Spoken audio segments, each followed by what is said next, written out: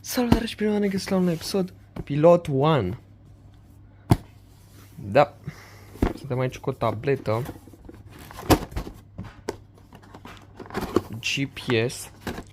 Numele este M9 Plus. Acesta este numele tabletei acestea. M9 Plus, Pilot 1. Are o spărtură, o crăpătură, ceva pe acolo. Hai să vă prezint tableta asta pentru că am vrut mereu. Este GPS, adică nu te poți uita pe YouTube sau mai știu eu pe unde. Îmi place că e de piele pe spate.